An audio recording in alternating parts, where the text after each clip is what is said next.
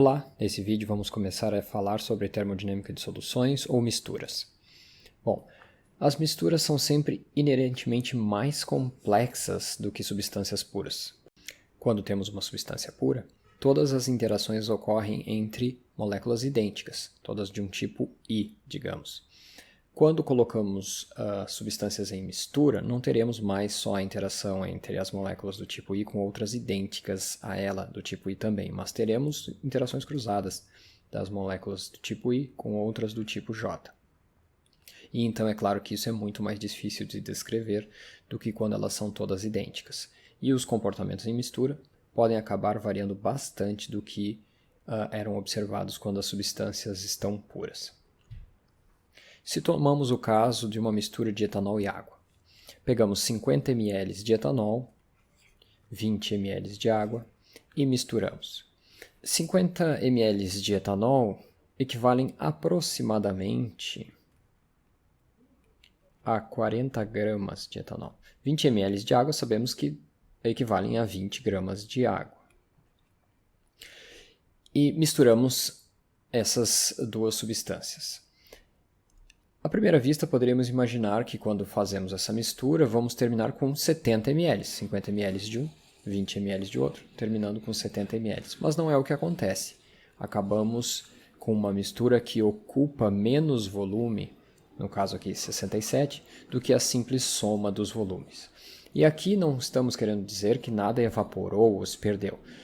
Mesmo que todas essas 40 gramas, ou um pouquinho menos na verdade do que 40 gramas, conseguiram ser transferidas para o outro recipiente sem nenhuma perda, não perdemos nada, vamos terminar com uma mistura que acaba ocupando menos volume.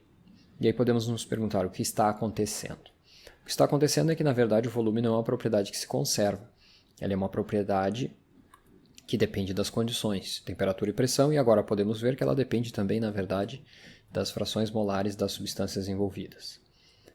Mesmo, então, não perdendo nenhuma massa, essa equação aqui não fecha. Poderíamos dizer aqui que teríamos esses 50 ml seria igual ao volume de etanol, esses 20 ml aqui o volume de água, em inglês water, né? E que o meu volume da mistura deu diferente da simples soma do volume do etanol mais o volume da água, que isso aqui não dá certo.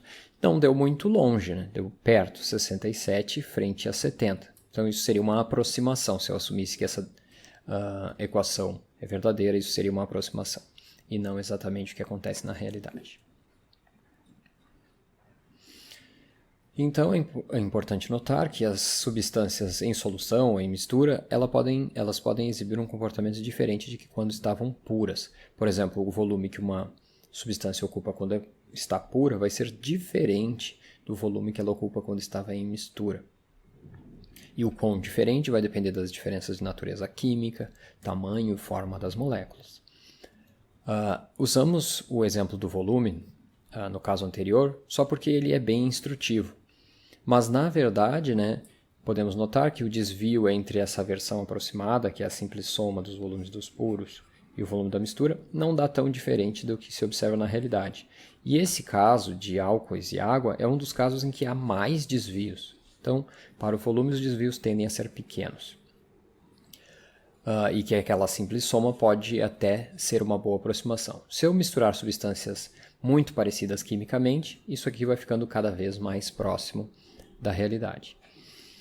O volume foi utilizado como um exemplo no caso anterior porque ele é bem instrutivo, mas não atentem tanto ao fato de que pode acontecer diferenças em volumes de líquido. Essas diferenças são usualmente pequenas. As diferenças maiores e que devemos nos preocupar mais são com outras propriedades, por exemplo, entalpia, energia interna, entropia.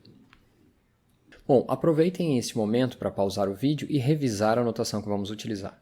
De fração molar, propriedade intensiva de substâncias puras, propriedade extensiva de substâncias puras, propriedade da mistura toda intensiva, propriedade da mistura toda extensiva.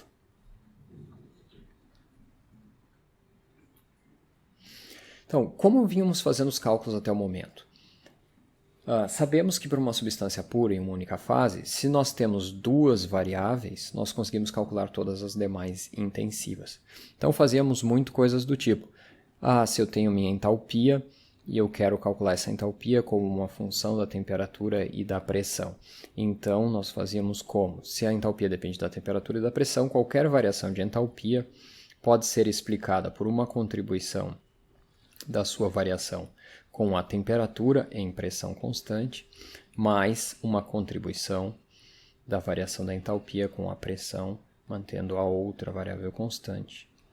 E assim nós tínhamos esses termos. Se nós tivéssemos mais variáveis independentes, não só duas, mas tivéssemos mais, teríamos mais termos aqui na sequência. Mas não é o caso. Nós tínhamos só duas variáveis independentes. O fato agora é que para misturas nós passamos a ter mais variáveis independentes. Porque sempre que eu tenho uma mistura, eu posso livremente colocar mais de uma das substâncias lá dentro. Então, na verdade, quando eu tenho uma mistura, o número de mols de cada uma das substâncias envolvidas, posso ter diversas substâncias aqui, N maiúsculo, o número de substâncias envolvidas, cada uma delas é uma variável independente. Lembrando que frações molares, que eu poderia listar aqui, não são variáveis independentes, porque não tem como eu mexer em uma fração molar sem alterar todas as demais, já que as frações molares sempre têm que somar 1. Então, quando eu falar em variáveis independentes de uma mistura, elas devem ser os números de mols e não as frações molares. E é claro, então, se eu estou trabalhando com números de mols, eu tenho que trabalhar com propriedades extensivas. E aí qualquer propriedade que eu estou representando aqui genericamente como uma propriedade K qualquer, ela passaria a ser, por exemplo, função, além das duas que tínhamos para substâncias puras, por exemplo, temperatura e pressão. É claro que aqui poderiam ser outras duas, mas é mais conveniente trabalharmos com as propriedades mensuráveis, temperatura e pressão.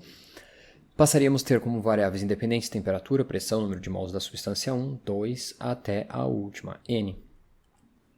E aí qualquer propriedade passaria a ser função, então, de uma lista bem maior de variáveis independentes. E aí, se quisermos explicar as nossas variações no volume ou nossas variações na entalpia, ficaríamos com o seguinte, então, qualquer variação na entalpia, se eu usar a entalpia, ou qualquer variação no volume, se eu utilizar o volume, seria dado por uma soma de contribuições. Primeiro seria a contribuição da variação do volume com relação à temperatura, mantendo todas as demais variáveis independentes constantes, então seria assim, mantendo pressão, N1, N2 e assim vai. Para economizar, quando nós quisermos dizer que é com todos os números de mols constantes, vamos colocar só N. Senão teríamos que ficar escrevendo muita coisa. Mais a variação do nosso volume com a pressão, mantendo constante todas as demais, aqui seria T e todos os N's, dp, e aqui começaria a ficar mais diferente do que tínhamos antes, porque agora teríamos a variação do nosso volume com relação ao número de mols 1, N1, mantendo constante todas as demais, Tp, N1 é quem eu estou derivando, então ele não pode estar constante, né? Então seríamos aqui N2, N3 e assim vai, até o nosso último NN. dN1 mais, e aí seguiríamos fazendo do 2, do 3, do 4 até um termo I genérico, por exemplo, dV dNI, mantendo constante T, P, N1, NI menos 1, NI mais 1, até o último, NN, DNI. Então, todos os N's menos aquele que eu estou derivando. Eu viria do 1, 2 até o I menos 1, pularia o I mais 1 até o último, porque é sempre derivado com relação a um deles, mantendo todos os demais constantes. Claro que escrever tudo isso aqui também seria bem inconveniente, ficar escrevendo isso ali tudo toda hora. Então, o que nós vamos fazer nesse caso? Nós também vamos ter uma abreviação para isso aqui. Quando queremos dizer todos os N's menos o i, nós vamos escrever aqui para todos os nj's com j diferente de i. É assim que nós vamos escrever. E aí nós teríamos todos os termos para o n1, 2, 3 e assim até o n. N maiúsculo que seria o último. Todos esses termos são bem similares, né? E aí, claro que poderíamos colocar isso na forma de um somatório, é o que nós temos aqui para uma propriedade K qualquer, onde esse K eu posso trocar por volume, entalpia, entropia, o que eu quiser. Então ficaríamos com este somatório aqui. Aqui a dependência, né, a variação da propriedade com a temperatura, mantendo pressão e todos os mols constantes, com a pressão, e aqui com o próprio número de mols, certo? Usando já aquela nossa notação, J diferente de I, para dizer todos menos o próprio I que eu estou derivando. Isso aqui passaria a aparecer então com frequência e ganha inclusive um nome. O nome dessa derivada a gente chama de propriedade parcial molar. Na nossa notação vai ser com uma barra em cima e a letra maiúscula para a propriedade parcial molar, porque ela é a derivada da propriedade extensiva, maiúscula. Lembrando que eu posso converter sempre uma propriedade extensiva numa intensiva multiplicando pelo número de mols total. Que é esse número de mols total, é o somatório de igual a 1 até n dos nossos ni's, todos os n's. Ok? E isso aqui vai ser então uma propriedade que nós vamos passar a discutir com bastante frequência e é bastante importante nas misturas ou soluções. Então, como uma primeira introdução, era isso.